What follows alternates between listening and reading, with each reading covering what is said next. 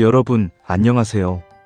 오늘 여러분께 들려드릴 이야기는 정말 특별합니다. 우리는 보통 서구 유럽이나 미국이 한국을 어떻게 보는지에만 관심을 가집니다. 하지만 지금 이 순간 14억 인구의 중국은 한국을 어떤 눈으로 바라보고 있을까요? 30년 경력의 국제부 기자가 직접 발로 뛰며 취재한 내용입니다. 중국 언론, 학계, 청년층, 정책연구소가 분석한 한국의 모습. 그 속에는 경계, 분석, 그리고 놀랍게도 은근한 인정이 담겨 있습니다. 오늘 이 영상 하나로 여러분은 중국이 한국을 바라보는 가장 깊고 진실한 시선을 만나게 될 것입니다. 자, 그럼 7위부터 시작하겠습니다. 준비되셨나요? 7위. 중국이 한국을 부르는 특별한 이름, 우리의 거울. 중국의 한 유명 연구자가 한국을 이렇게 표현했습니다. 한국은 중국의 거울이다. 우리가 가려는 길의 장점과 단점이 동시에 비친다. 무슨 뜻일까요? 중국은 한국을 단순히 이웃나라로 보지 않습니다. 한국은 중국에게 일종의 테스트베드입니다. 중국이 10년 후 도달하려는 모습이 한국에 이미 펼쳐져 있기 때문입니다. 고령화 사회는 어떻게 대응하는가? 선진 의료 시스템은 어떻게 구축하는가? IT 기술은 시민의 삶을 어떻게 바꾸는가? 중국 정책 연구소들은 한국의 변화를 실시간으로 분석합니다. 성공한 것은 배우고 실패한 것은 피하기 위해서입니다. 여러분, 이것이 무엇을 의미하는지 아십니까? 중국은 한국을 무시할 수 없는 선배로 보고 있다는 뜻입니다. 땅은 작아도 경험은 먼저 축적한 나라. 그래서 중국은 한국을 늘 관찰해야 할 대상으로 인식합니다.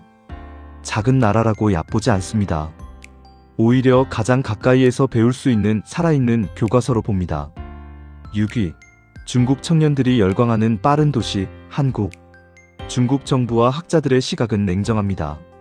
하지만 중국의 젊은 세대는 완전히 다릅니다. 중국 청년들은 한국을 이렇게 말합니다. 내가 10년 후 살고 싶은 모습. 중국의 목표를 이미 넘어선 나라. 트렌드의 시작점. 중국 최대 SNS 웨이보와 샤오홍슈에는 지금 이 순간에도 한국 관련 콘텐츠가 넘쳐납니다. 한국식 공부법, 한국식 자취 라이프, 한국 IT 제품 리뷰, 한국 도시, 브이로그, 한국 뷰티와 의료 시스템. 팬데믹 이후 이런 콘텐츠가 폭발적으로 증가했습니다. 왜일까요? 중국 청년들은 한국을 나도 저렇게 살 수 있다는 현실적인 롤모델로 봅니다. 미국이나 유럽은 너무 멉니다.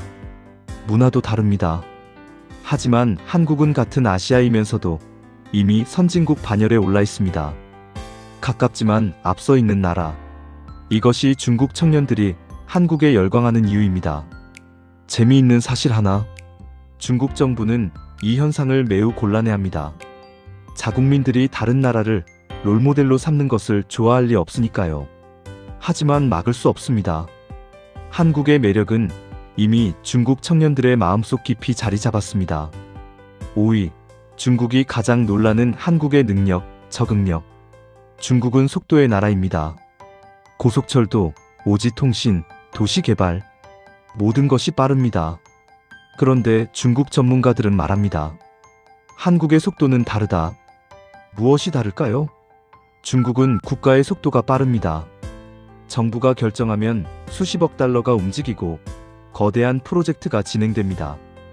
반면 한국은 국민의 속도가 빠릅니다. 위기가 오면 국민들이 빠르게 반응합니다.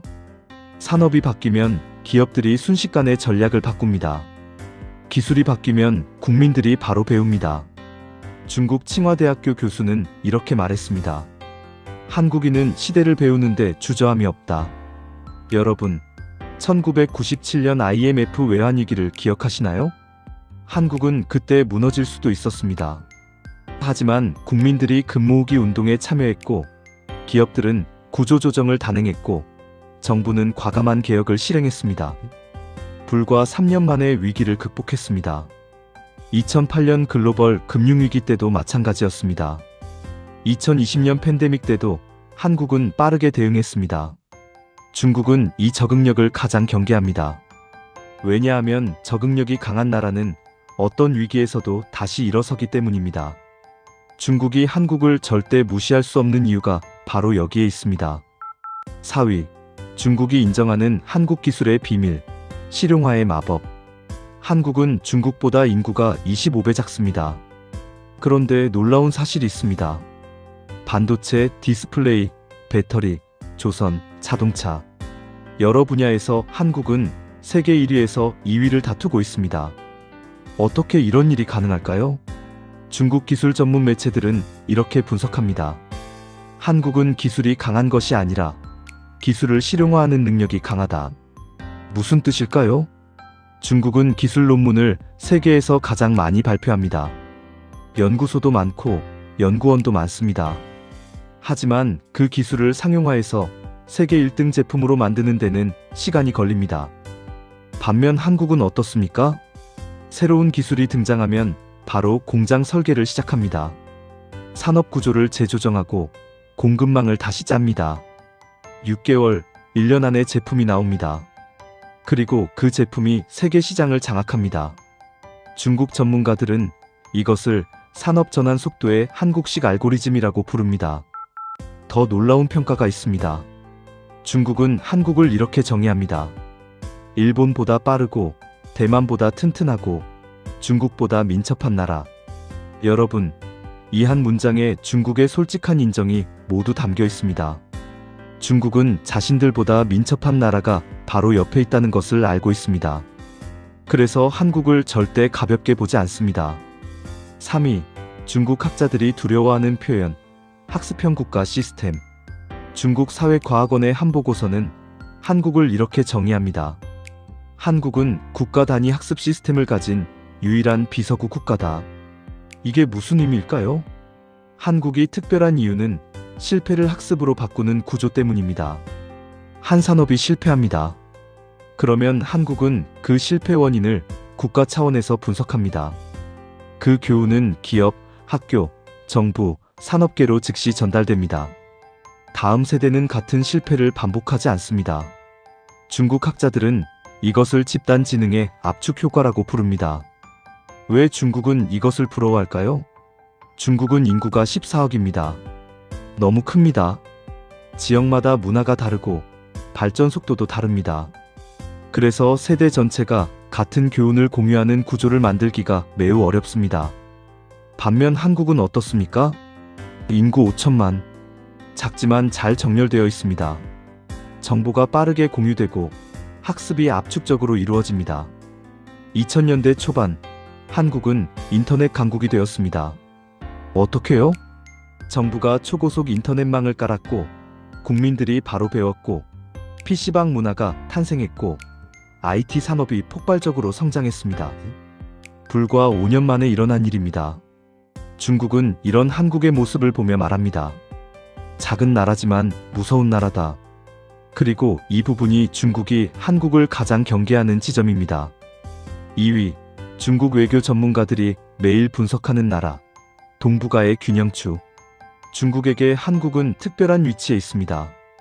중국 외교 전문지는 한국을 이렇게 표현합니다. 양날의 칼이지만 결코 놓칠 수 없는 전략적 링크. 무슨 의미일까요? 한국은 경제적으로는 중국과 깊이 연결되어 있습니다. 중국은 한국의 최대 교역국입니다. 하지만 안보적으로는 미국과 동맹 관계입니다. 주한미군이 있고 한미 군사훈련이 있습니다. 중국은 이 상황을 매일 매시간 분석합니다. 한국이 미국 쪽으로 기울고 있는가?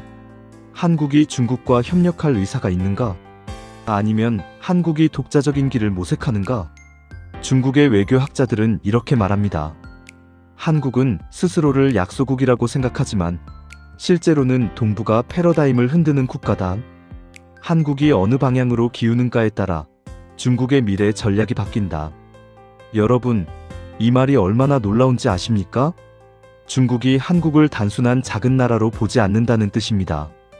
한국의 선택이 중국의 전략을 바꿀 수 있다는 것을 인정하는 것입니다. 사드 배치 문제를 기억하시나요?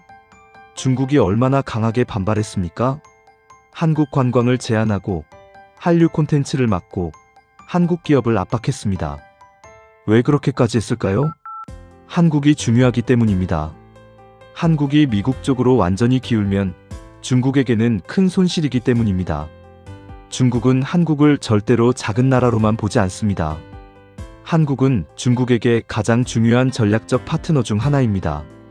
1위, 중국이 가장 두려워하는 한국의 진짜 힘, 정신적 에너지. 드디어 1위입니다. 중국이 한국에게서 가장 두려워하는 것은 무엇일까요? 경제력? 아닙니다. 기술력? 그것도 아닙니다. 군사력? 인구? 모두 아닙니다. 중국이 진짜 두려워하는 것은 딱 하나입니다.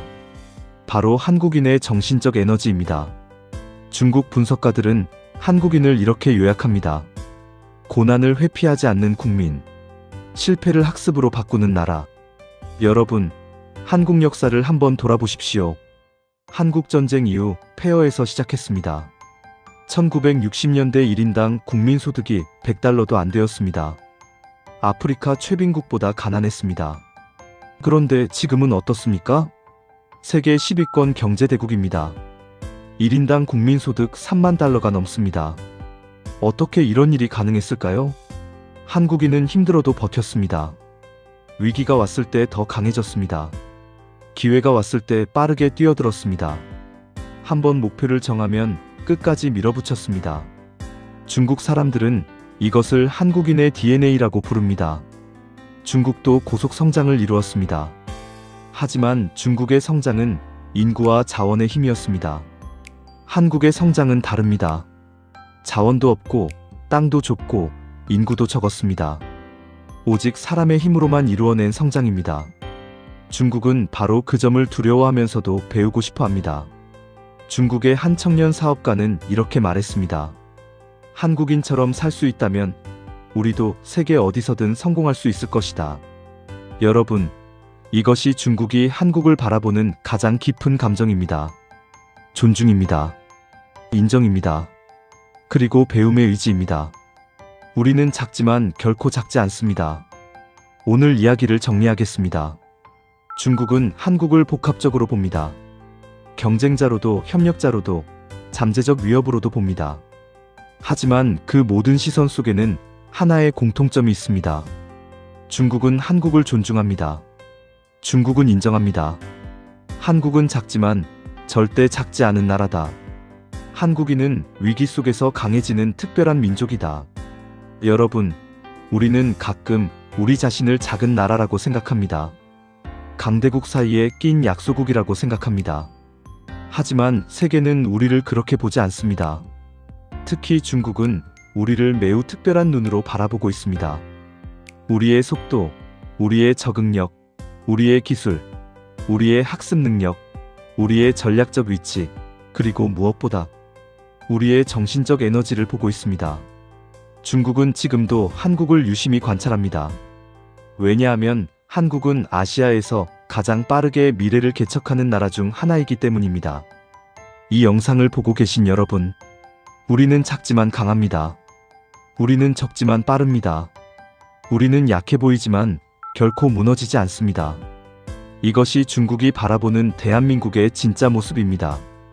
영상이 도움이 되셨다면 구독과 좋아요 부탁드립니다. 여러분의 응원이 더 좋은 콘텐츠를 만드는 힘이 됩니다. 다음 영상에서 더 놀라운 이야기로 찾아뵙겠습니다. 감사합니다. 여러분의 해안을 응원합니다.